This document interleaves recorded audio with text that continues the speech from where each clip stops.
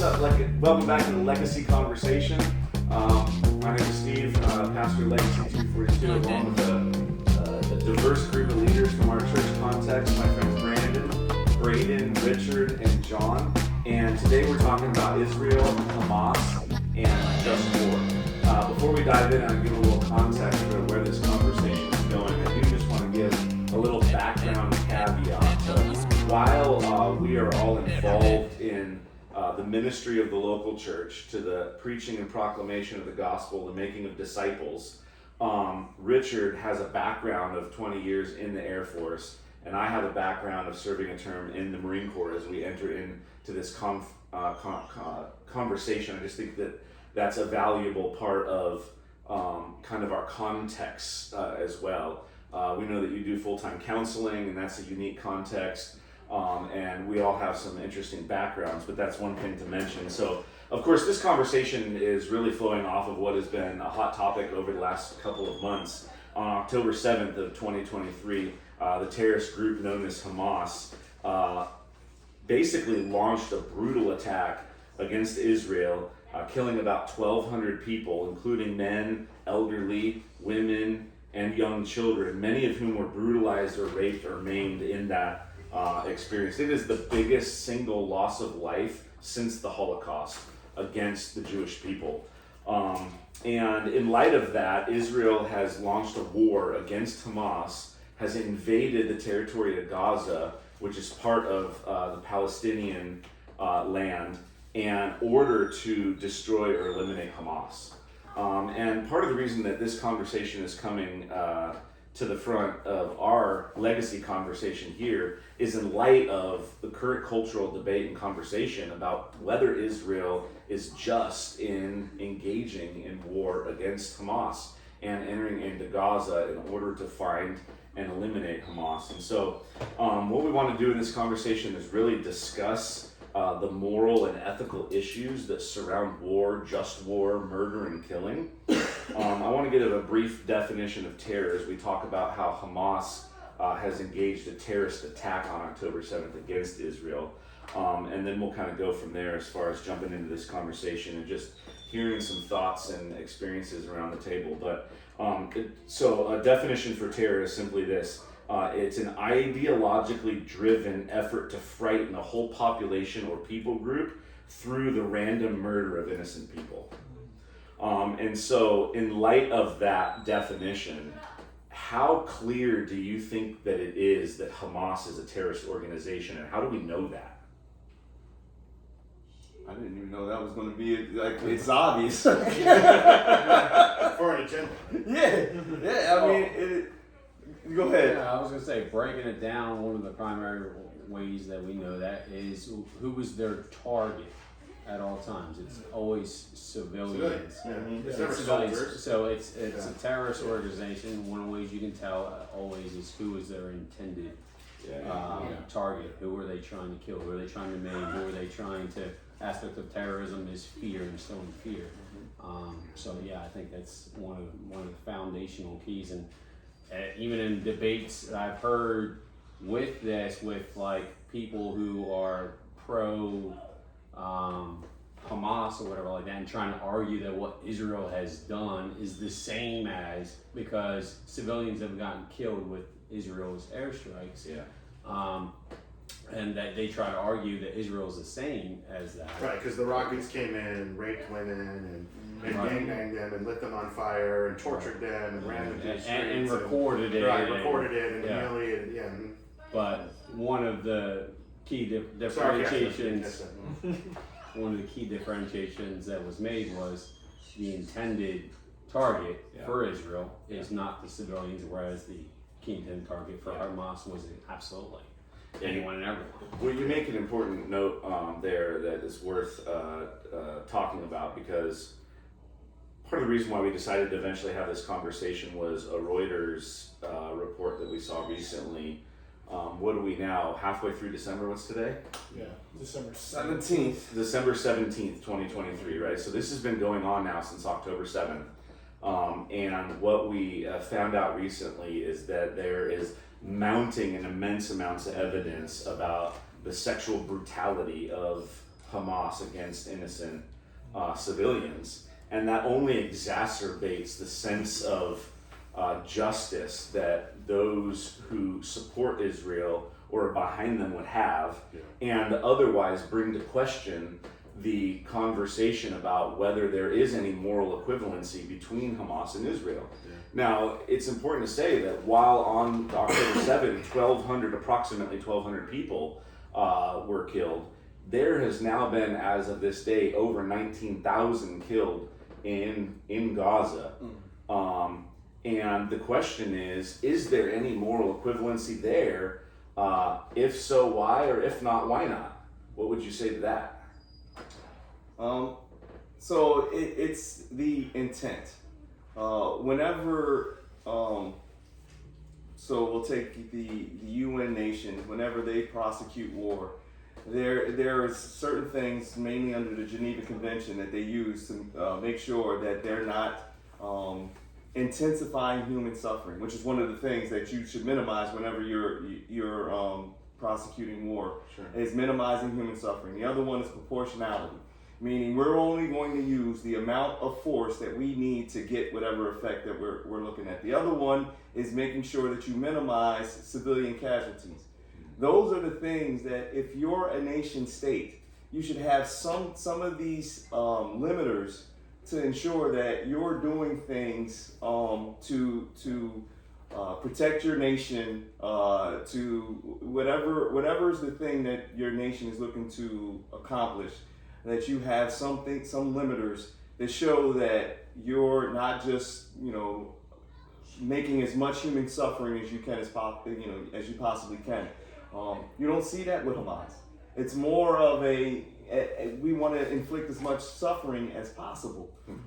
You have one nation that is trying to hit legitimate targets, that is trying to take out those in leadership positions on the other side. Then you have another side who's basically going, who's ever out there, that's who we're going after. And even some of the acts that they're doing, it's despicable to say the least. The reason why, I had this kind of initial shock when you asked, like, would you consider Hamas, the things that they're doing, as terrorists or terrorism? I'm stuck with who wouldn't? I know, right? It's obvious. Yeah, but there's literally people. I mean, what was the thing in New York? There's tons of people There's who tons are of saying people that who are they're not. literally believing that Hamas is just in what they did. Yeah. And there's like stuff all over social media, and there was even a protest at one point held in New York recently. And there have right? been dozens. And of there's them. been dozens of them since that are supporting what Hamas says and are saying they're the oppressed group and Israel is the oppressor, and they're ignoring the reality of things. It's a bit baffling. It's quite shocking to me why what if you just looked if you just look at what they're doing, it's shocking. How are people literally not able to see this as an obvious, overt, heinous terrorist group? It's obvious. I understand it, but I think definition is important because I literally just watched a conversation where the anchor was getting held up because he had two people on, both of them who were Muslims, pressing him in on this, and he had a hard time differentiating why Hamas was why Hamas was a terrorist organization and Israel was not. And then he had another guest come on that properly designated Right. and said, no, the intent for Hamas is this, that's why they're terrorists. Israel, that's not their intent. Right. You're a bunch of fools. Hamas's charter literally says we want to eliminate Yeah. the Jews. Isn't Palestine wants to eliminate America too? Yeah, there's They an don't argument. want it. Hamas does too, but Palestine. Palestine has. I thought they also had that. No, so Palestinian is really just it's an area. So The region. yeah, it's just a region. And that's the part where I don't want to straw man, what some others may be saying, because if they're saying that they feel for the suffering of the Palestinians in that area, Yes and amen. We all do. Right. But sympathizing with Hamas, that's the part where you go, Yeah, that's way too far. Yeah. I would even say that to care about the Palestinian people, the innocent civilians, is to care about removing Hamas, who is the perpetrator of much violence against them, because they're actively using civilians, men, women, and children, like human shields in an effort to, one, increase the numbers of death and thereby martyrdom, which they honor, and two, in order to make Israel look more heinous and violent and evil in the eyes of the world in order to gain public opinion and appeal. What were you going to say, Braeden? Yeah, kind of along those same lines. I had a friend who had tweeted out after the, all these heinous attacks and was like, Israel has gone from the oppressor, the oppressed to the oppressor. It's like, how unempathetic is that?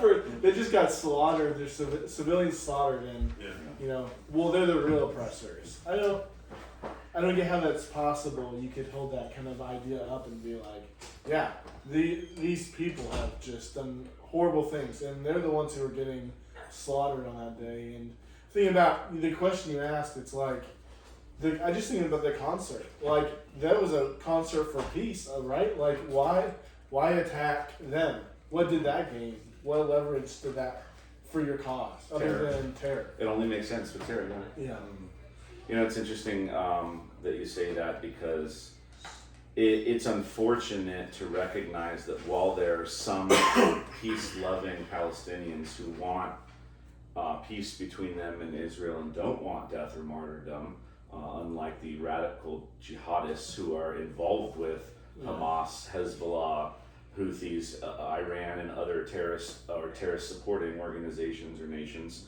A Reuters report just came out recently that said that the PCPSR, which is a respected Palestinian polling institute, recently found that 72% of Palestinians think that Hamas's attack on Israel was correct.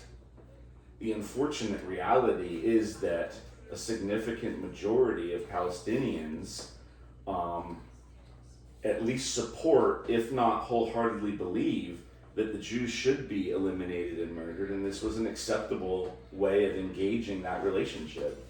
I think that helps us to frame a clear picture of what it is that Israel's against and how we know how to support them, because while we most certainly must mourn the loss of life for Israelis and Palestinians, both people made in the image of God and yet lost in sin and deserving of judgment for it, our ultimate longing is not to see death but life, is not to see those who would die in their sin be judged, but those who are in sin find repentance and faith in Jesus, who is the Messiah Savior, and come to faith with him, whether you're part of the nation state of Israel or Hamas or Gaza or Palestine, regardless, because all people are made in the image of God and have value and dignity and purpose. And unfortunately, the Christian perspective on this must start with, we lament and grieve the loss of life and the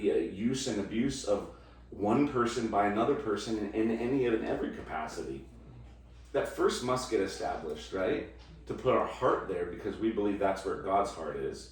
But then we must also say, but that doesn't mean that we're unclear, unspecific about what is just and how to approach it, right?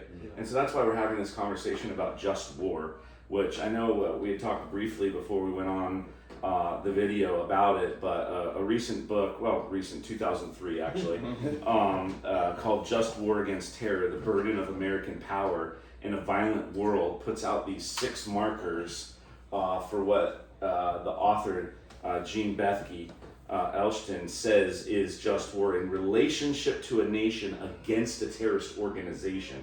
And notice that those two are not the same, right? It's based on St. Augustine's war theory, but she develops this further and says that there are these 6 markers. A just war prevents harm to innocents' lives as much as possible. A just war must be openly declared. A just war must be a response to a specific instance or incident of unjust aggression. Number 4, a just war must begin with the right intentions. Number 5, a just war is the last resort after other efforts have been made. And number 6 is that a just war happens when there is a reasonable chance of success. Like we've actually looked at and strategically mapped out our ultimate goal, its good purpose, its necessity, and then the fact that it can be achieved. That whatever damage be done between now and then be a damage that we have to accept in order to accomplish an even greater purpose and goal, right? So in light of some of that, what do you think about Israel's engagement and response? Because there is an immense amount of cultural pressure to pull back from supporting Israel and to neutralize the moral grounds.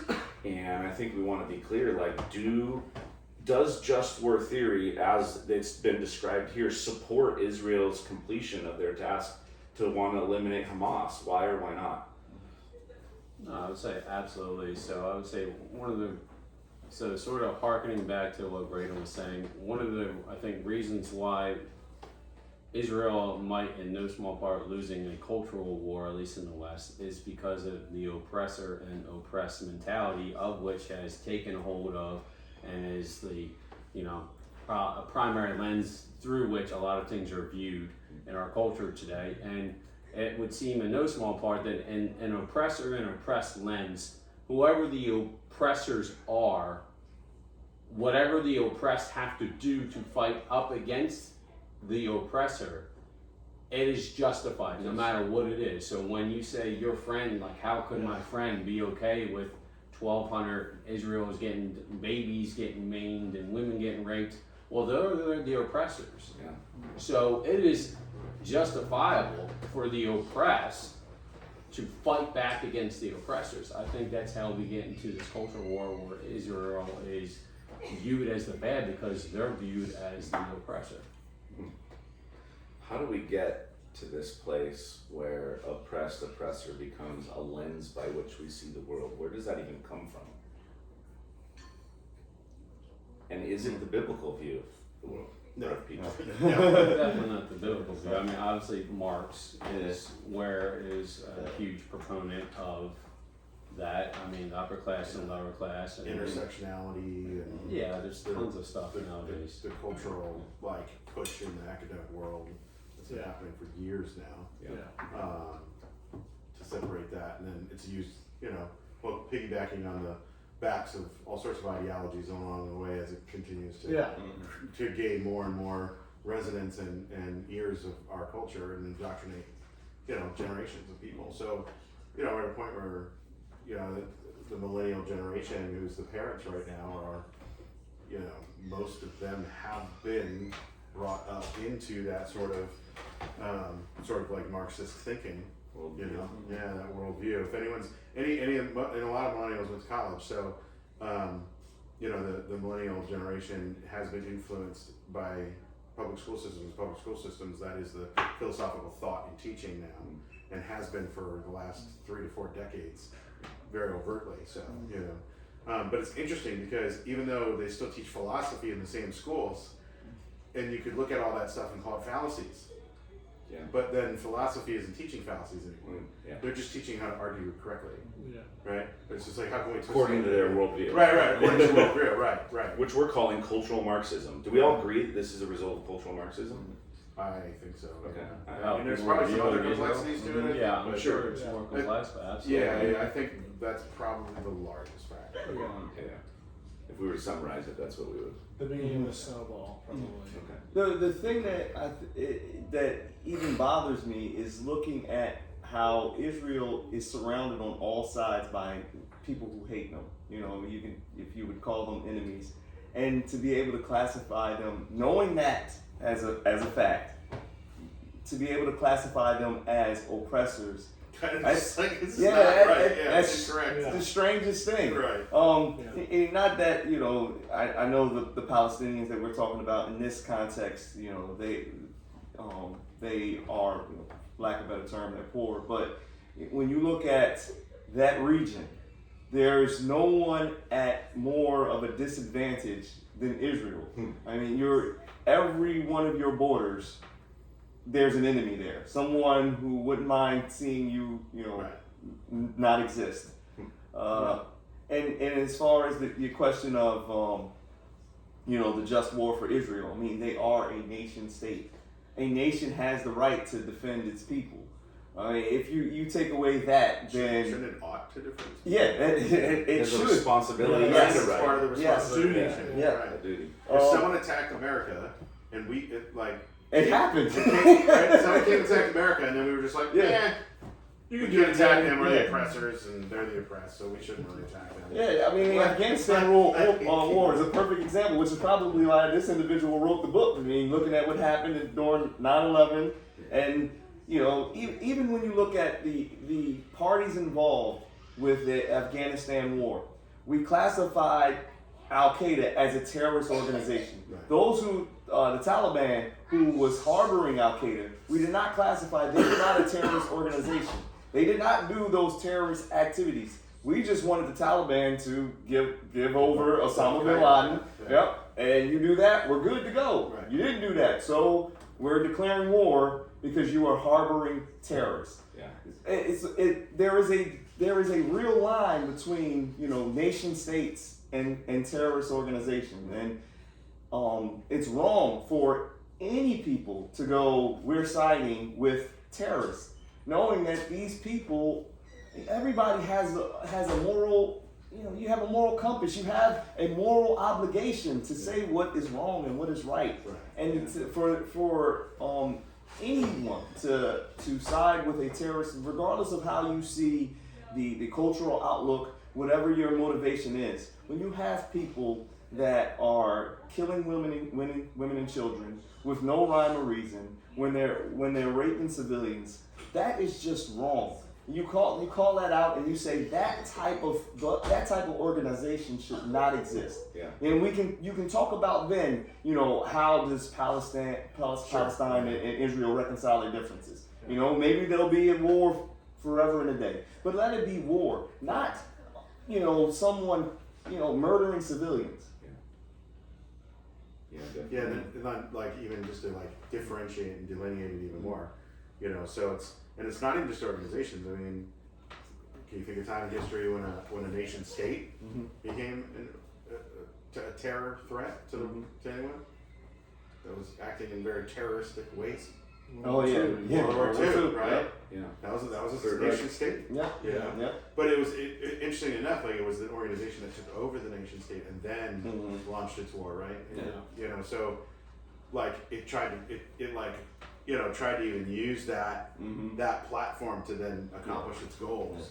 But anyways, just want to continue to differentiate. Well, it's important to recognize that difference because this is a reason why. I mean, modern warfare has evolved to the place that we're at right now because the bad actors behind this is actually a nation called Iran. Right. And what Iran has decided was that they are smarter to accomplish their goals of taking out Israel and America by, rather than a direct assault of war against us, funneling training money, military weaponry into terrorist organizations and then claiming innocence and disconnect from them while having someone out there, what's called a proxy, still accomplish the purposes that you're ultimately aiming for. Yeah, it's proxy work. And it's exactly what it is. And from that perspective, it raises the question, how culpable is Iran, and do we have a responsibility to confront them, and if so, how?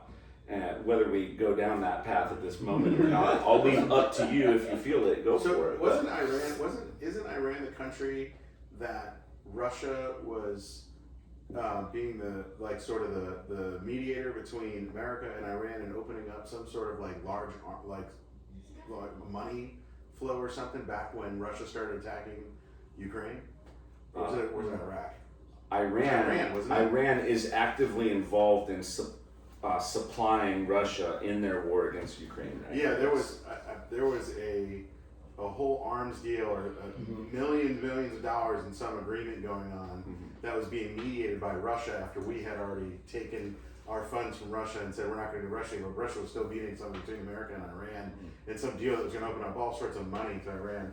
I remember the dude that's over in Israel that news guy, he was the one that was saying it. I mean, it's just like the I wish I could remember all the details I have written down or something, but like there's so much convoluted information on this side of the ocean and the media outlets that we have here too. So that's the other thing, is like people also get stuck in their echo chambers of all this stuff.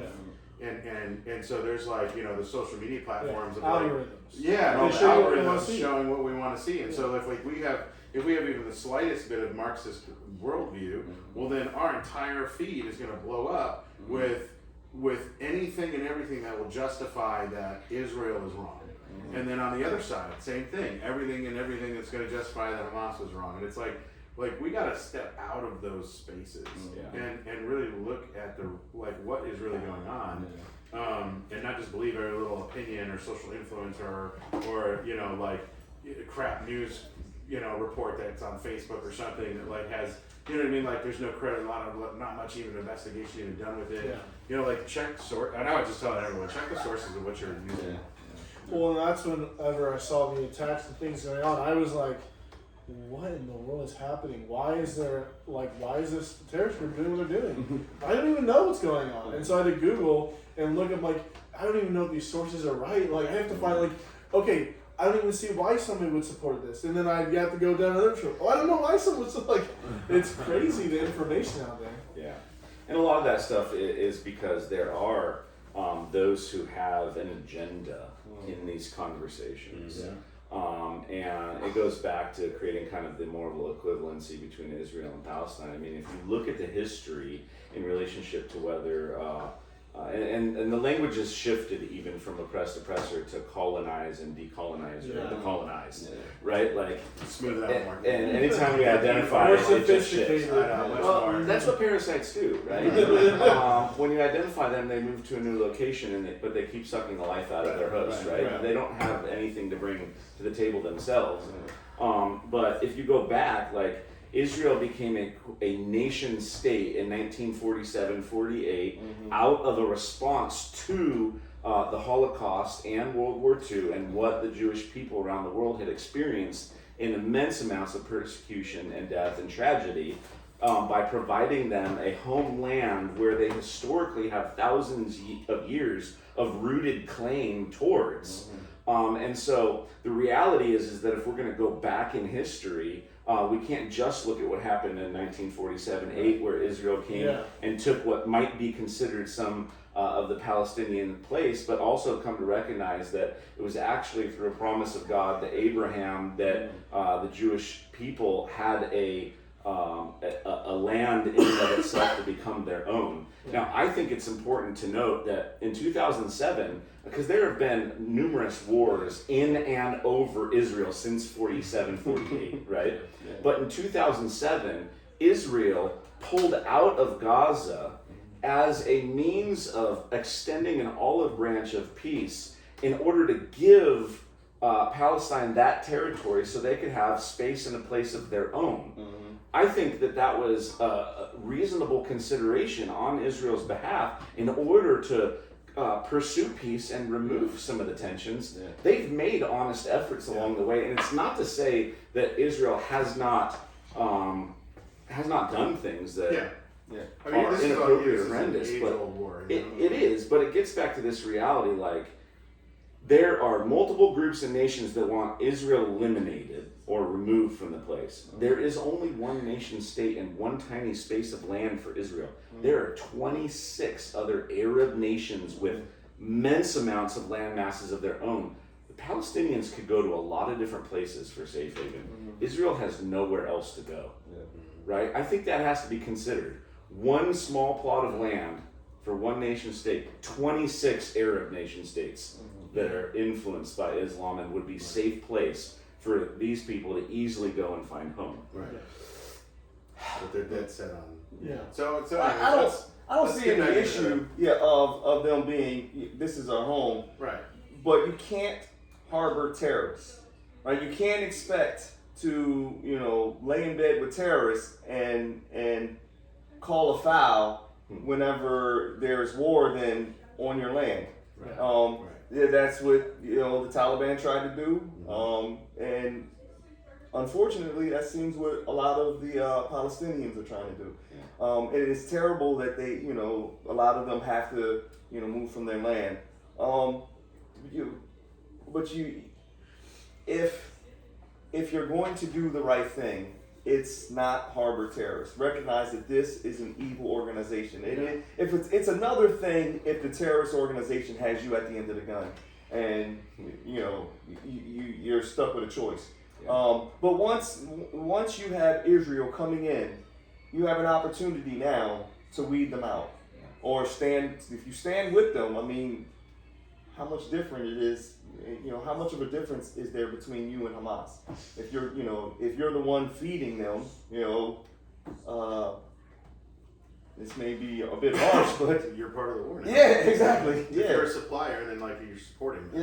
Yeah. It's not far different from that classic saying of Or what even- does evil need to spread? Only that good men do nothing about it. Yeah. Right? And even at that point, then it brings Iran into everything. All right, well, if they're supplying Hamas, and there's direct evidence of them supplying Hamas, and then the proxy war is real, and then I think at that point, I would hope our nation would do something about that. Especially because Iran wants America eradicated. They're not. They don't like that. And then I would ask the question of maybe one of the people who are supporting Hamas, be like, do you think if you were there and they knew you were an American and you told them that you supported them, that they wouldn't murder you on sight? They would do far worse than that. So that's what you're supporting. They don't care that you support them or don't support them. They have no care. You're an American. They hate you. They want you dead. If you're any supporters of Israel, they want dead. Yeah. This is where things get really messy and becomes political. Because right now we have an Democratic administration who has actively supplied and supported Iran in their pursuit of weapons and nuclear weapons. And I think that came out of that and agreement that was mentioned earlier. That's why I'm I'm going to go research and put it out. We can have the nuclear deal. Yeah, the nuclear deal. There's been a bunch of back and forth over the last decade and a half or so on the nuclear deal with Iran, and ultimately the Biden administration unfroze and provided billions of dollars to a for country that Iran. wants us destroyed. And if my memory serves me correctly, this attack was actually days after that money was unfrozen. And this begs the question, how do Christians engage in healthy political and social dialogue when we're concerned about becoming politically pigeonholed, and at the same time we actually have a political party that's actively giving our house key away to an enemy across the street that wants to come rape and murder our family? That creates a kind of tension and suspicion that makes it very difficult to believe the best out of the other side within our own cultural context and political context. I'm really struggling with that one myself, because as a Christian and as a pastor, I don't want to be seen as a Democrat or Republican, but I'm having trouble finding common ground in situations like these when I find one of those parties engaging in a way with a nation state that is an obvious enemy against us, and I find that tension to be frustrating and difficult. I want to preach Jesus and repentance of sin, not a political party. But at the same time, we have a responsibility to call what is evil evil, to call what is foolish foolish, and to call what is good and righteous and beautiful good and righteous and beautiful. So if I'm hearing you correctly, you're saying Hamas is evil, Iran is supplying evil, so it might be evil. Definitely evil. Then I would say it. I'm just trying. I didn't want to tell you that word if you weren't using it. So no. Hamas and Iran are evil, and then it sounds like you're saying, and then our leaders of our country are being foolish. Minimally, yeah. And by what they're doing, and then where does it leave us as Christians? If our leaders are being foolish and they're supplying evil, and and evil is now turning around to start affecting us. What do we do as Christians? I think that's a very, very difficult. I mean, Iran nuclear deal is a very, I don't want to say, it's a bit complicated. It is complicated. Just to lay out how that happened. Before we froze Iran's, they would sell oil. In order to do business on an international level, you're going to have to touch an American bank because businesses ran in dollars, meaning we could put sanctions on just about anybody. We did that with Iran because, we can't make nuclear weapons. We wind up the Biden administration for, other reasons, and then, I guess promise not to make nuclear weapons will unfreeze your assets. So that's what they did. I promise I'll let you outline as long as you don't maul me. Yeah. So I know you're hungry. Starved. Yeah. You've been starved for the last 20 days. I really am going to believe that you're not going to. I'm sorry. So it's one of those. Yeah. Is that a bad deal? I don't want to make that call. But that's the complicated nature of it. Knowing that you don't want a nation that is your enemy to have nukes. So you do what you feel like is in your best interest, and there's two realm of thoughts. Freeze their assets to where they have limited resources to make nukes. Yeah. Which one administration or one group will go, oh, that makes us even more their enemies, and then they're going to be more dedicated to make nukes. The other one is let's try to show some good faith, and then go, hey, with us showing this good faith, don't make nukes. Kind of like what Israel showed good faith to Palestinians. Yeah. So those are the two kind of competing ideas. So I would say, just to come back to the Christian thing, thank you for laying that out to me. And like you said, there's a lot more to that. It wasn't just it was $6 billion. That wasn't the only reason why they released the $6 billion. There was Americans being held in Iran, a whole bunch of other things. But it's a mess. Yeah. And I think the funniest piece about it I was trying to mention is that while Russia was becoming an enemy to us, they were the one mediating the deal. Yeah. It was like, what? That doesn't sound like that's what makes it politics. And that's the thing, man. To answer my own question of what do we do as Christians, right? There's so much. Mm-hmm. There's so many, and I think there's gonna be a few different things. I wanna bring up Romans 13, also Romans 9. There's a couple points here to sort of just throw in the pot for discussion, some fodder here. Because I think, first and foremost, that stuff is way above my pay grade. Yeah. First and foremost, I do want to humble myself. I'm not the president of the United States. Mm-hmm. I'm not even close to the president of the United States. Yeah. I don't even work for my local municipality. All right, so now I can sit back completely outside and judge it, but I don't have all the facts. I don't have a CIA team. I don't have all the reports. I don't know what's happening on the world stage outside of whatever media outlets are telling me. And I'm pretty sure that I'm not getting the full picture from all media outlets that are telling me this stuff. And and then I'll see media stuff here, and then I'll see media stuff from that area of the world. They're very different. There's a lot of differences in it. So all right. So the first thing I want to do is I want to not just go off of any one source of information.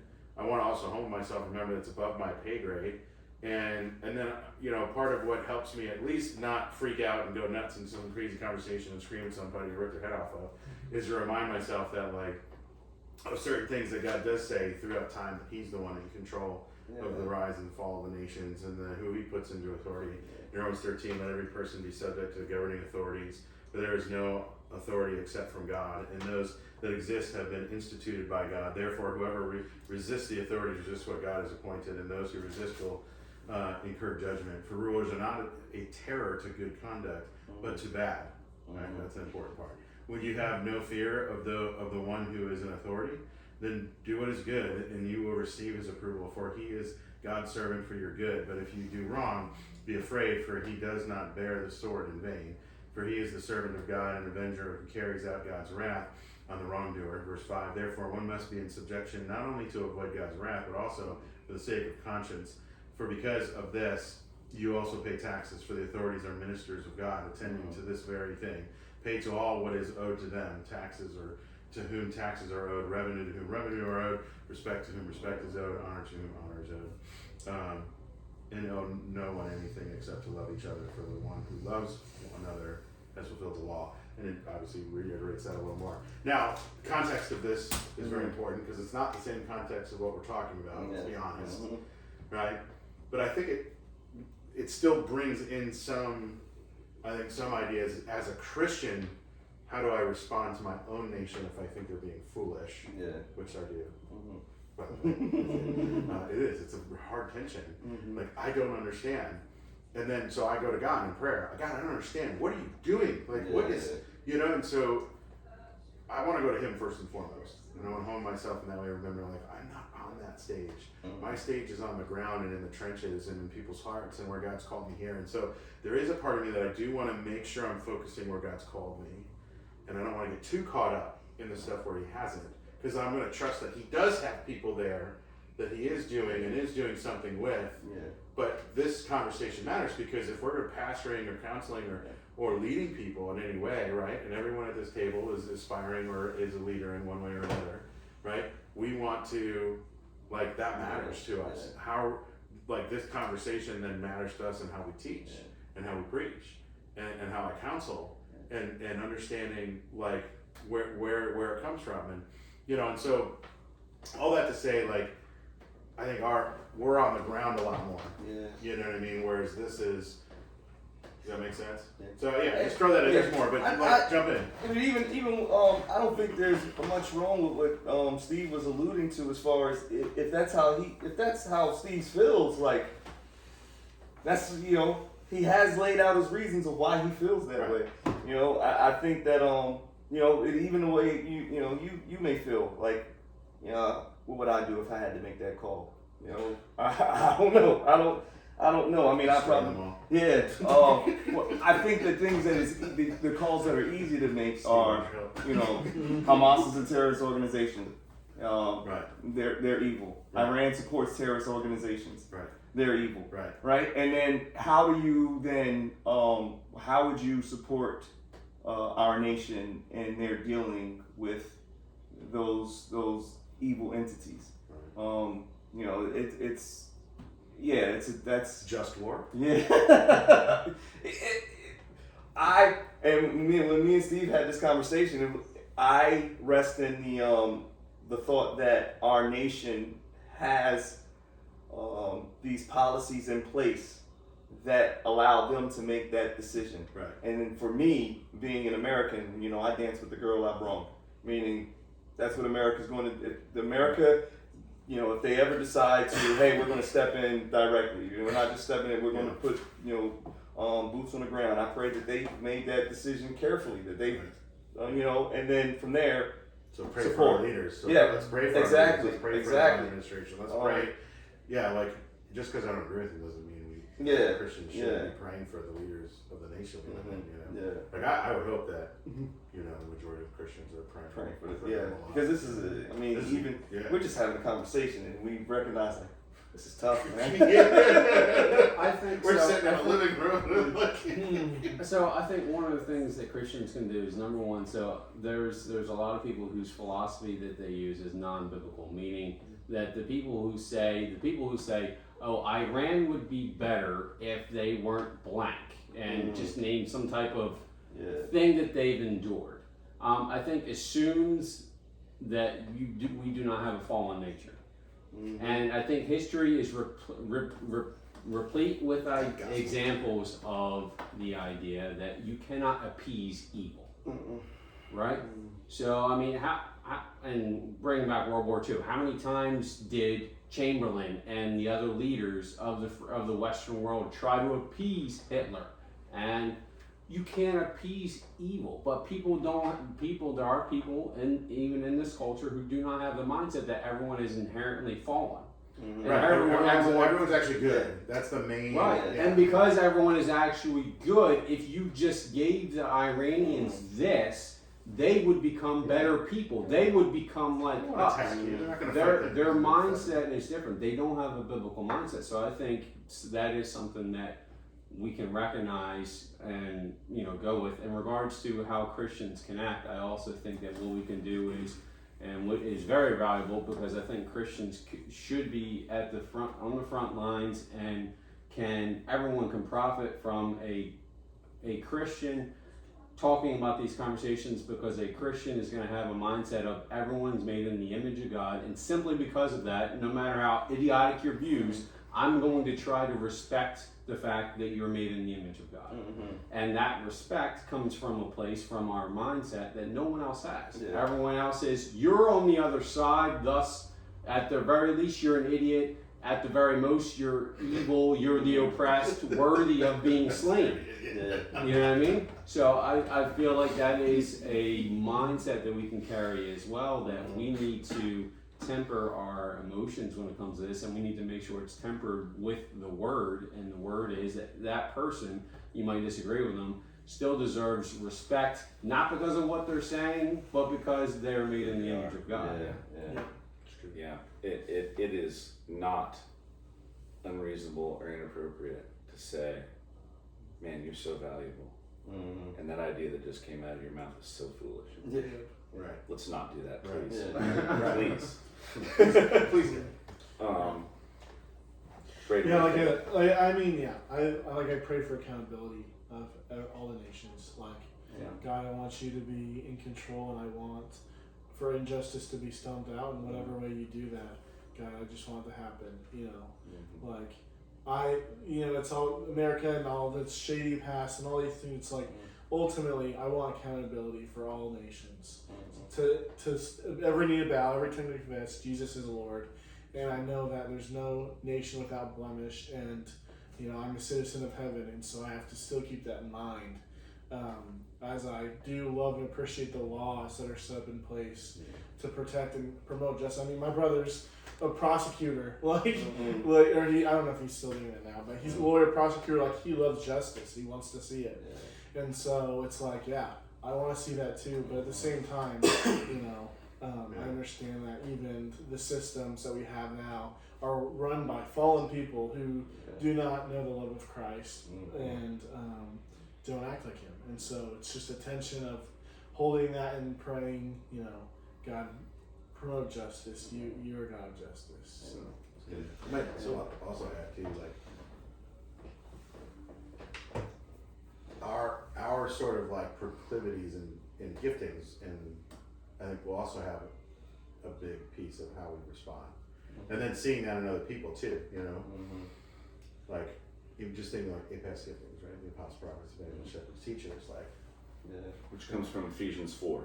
There we go. Right? You might need to say that louder. I don't know if I actually heard the APAS part, but The APAS, right? Ephesians 4.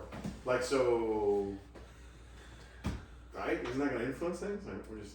Oh, you're talking about how you. Yeah, how we how you respond to stuff like this. Yeah. I imagine, certain more teacher, they're going to teach. A shepherd's going to be really caring about all sides and praying for everybody. Apostles going to be let's move, let's get it done. Prophets going to be you're wrong, everybody, just repent, right?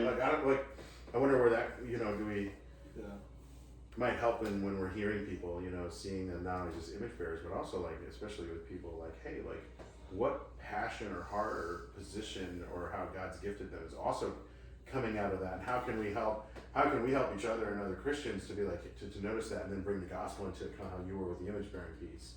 Man, I love your heart and how much you want to get. You know what I mean?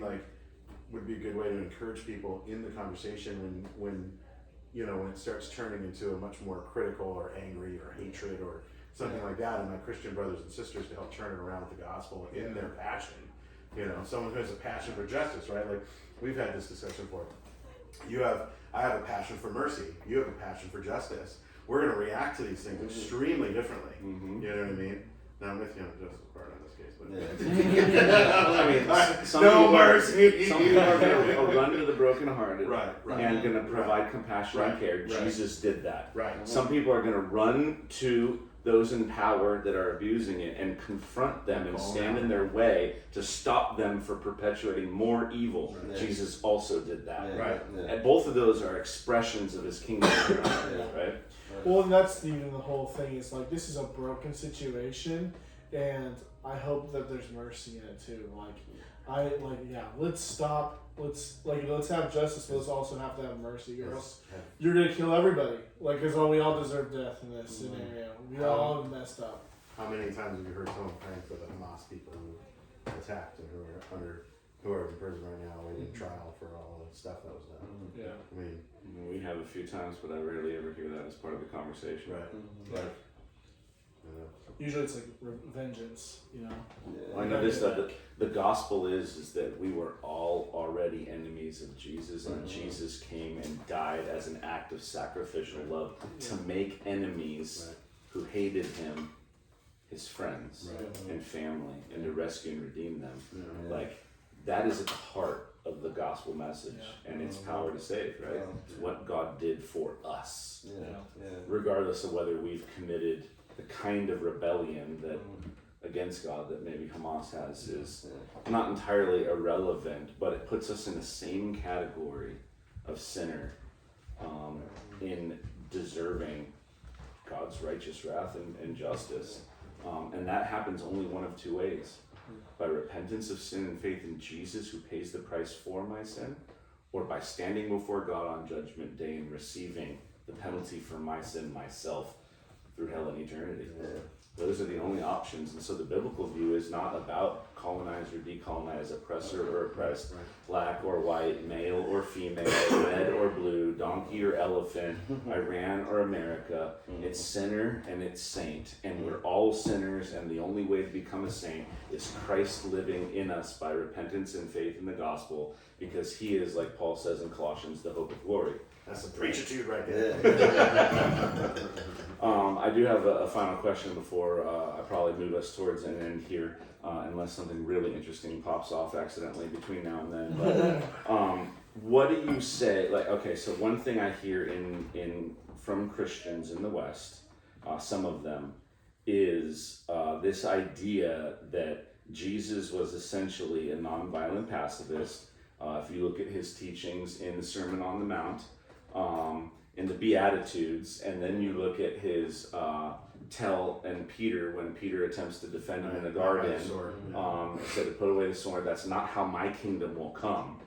What do you say to those who say we should not engage with any of this or support any of it? Because there is an accusation against the quote unquote right wing American Christian who is being basically labeled as a warmonger or quick to support war, that's not the way of Jesus, and therefore they're out of alignment with Christianity. What do you say to that? How do you respond to that? I would just go right before 13 and read that section. But go ahead, you were about to say something. No, that's exactly. I mean, me and John was having that very conversation. If there's no such thing as a Christian nation, right? But Christians can't then come together and go, we're going to grab arms. This is, my opinion. Christians can't go, we're going to, as Christians, arm ourselves up and we're going to take out Hamas. But the nation of America absolutely should do that. And Christians, if there's, because you would have to say then Christians shouldn't be in the military, and then I would be running afoul, right? Christians absolutely, exactly. There's some Christians who have I know. that, right? Yeah, I know. There are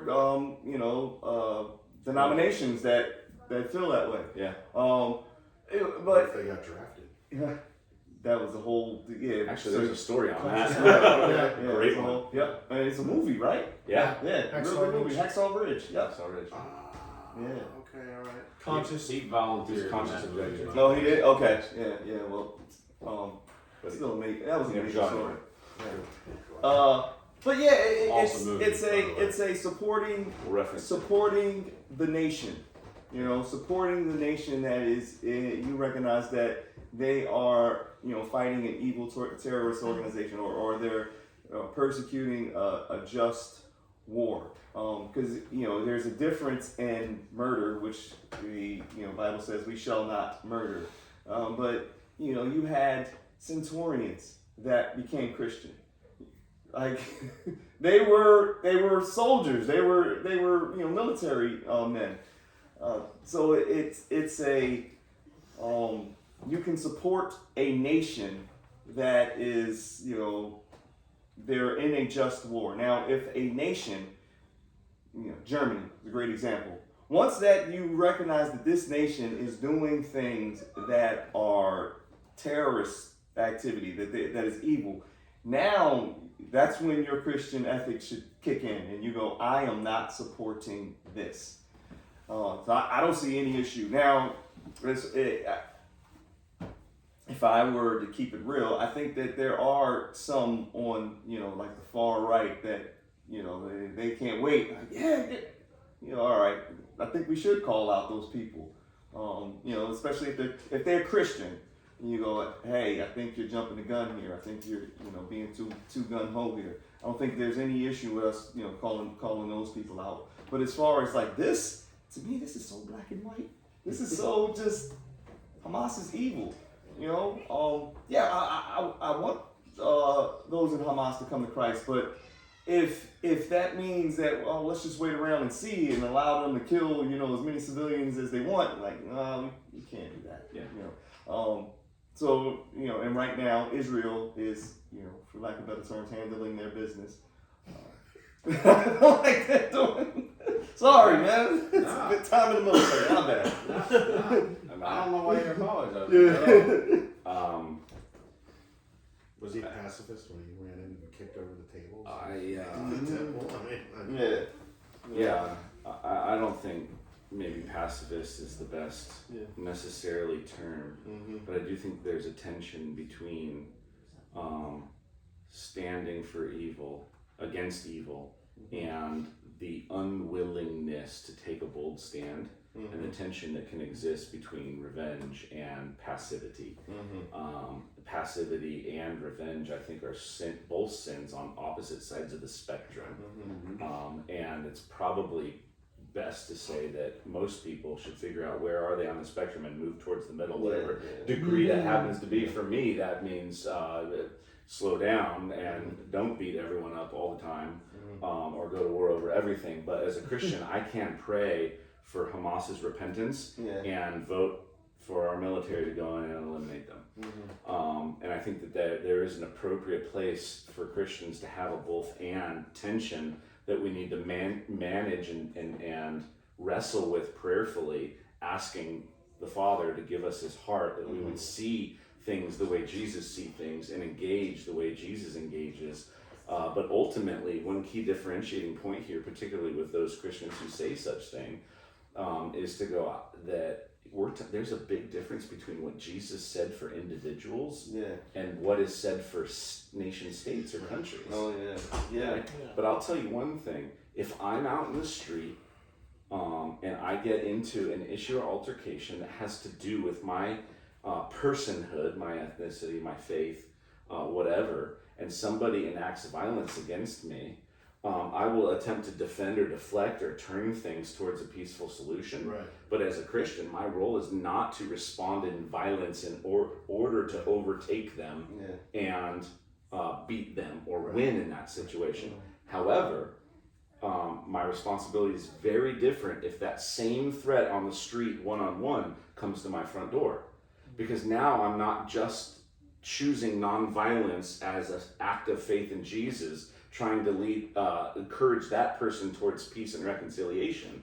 Now what I stand in front of that person as is also a protector between my wife and my 4 children, and the opportunity and responsibility that I have to potentially, as a last resort, engage in violence by way of defense in order to stop evil that would not just be done against me, but also against a whole 5 other people in my family, therefore limiting the multiplication of evil that might occur in the world functionally, right? And so I think that those differentiating points are really important when we process, number one, our heart's perspective on things like violence, self-defense, war, but also the implications of what it is that we're standing for.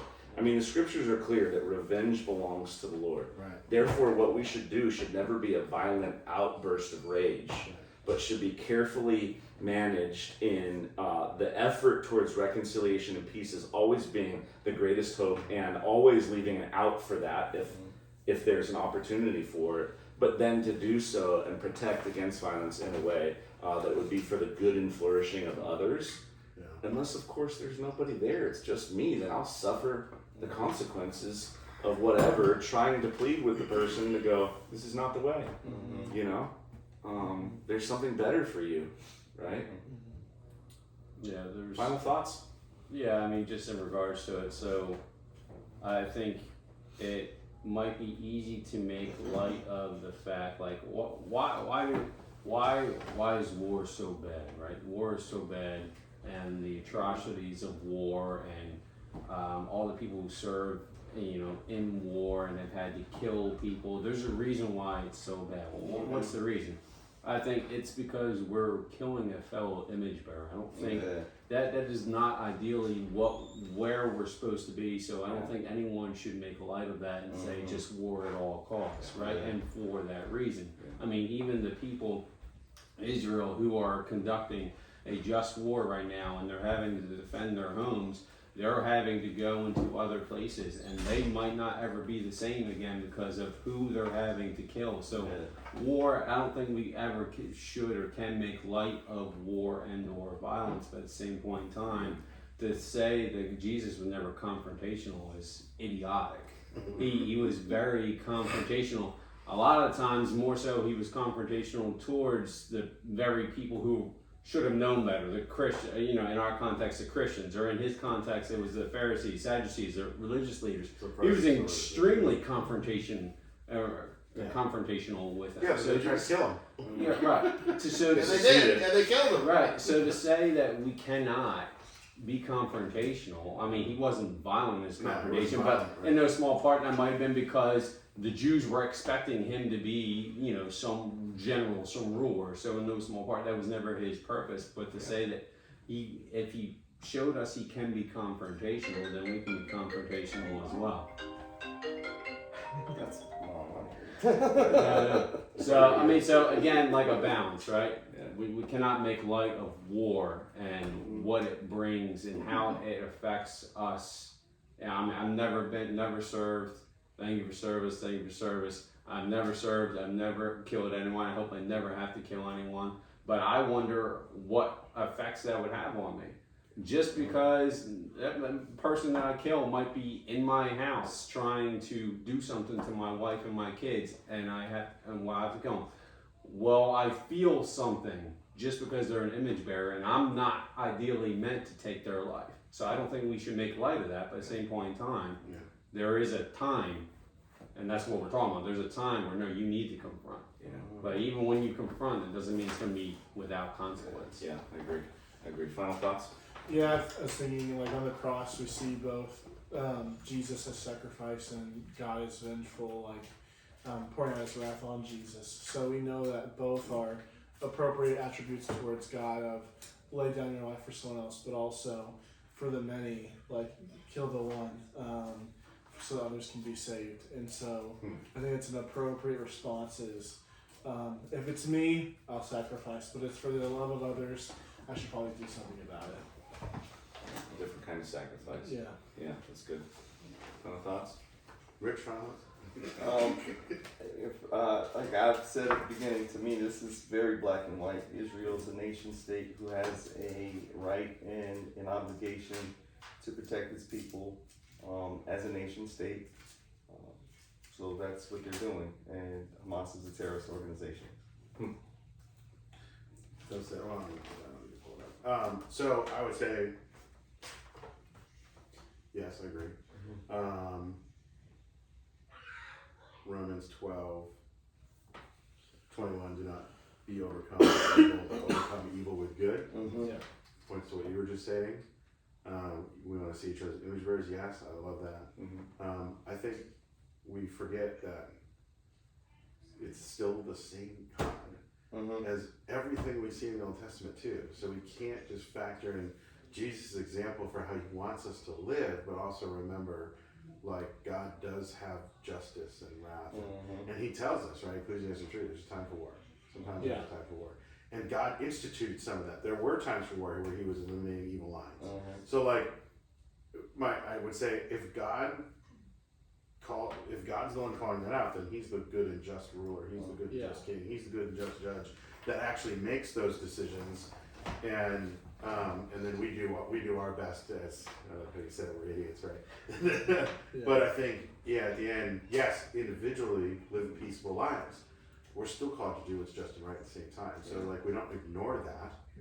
Yeah, I'm gonna try and show mercy to as many people as possible, and I'm not, I don't need to go out and tear someone up or put them in their place or, show how wrong they are or something. But yeah, we want to live peaceful lives, but we also only bow the knee to one, which is Jesus. Yeah.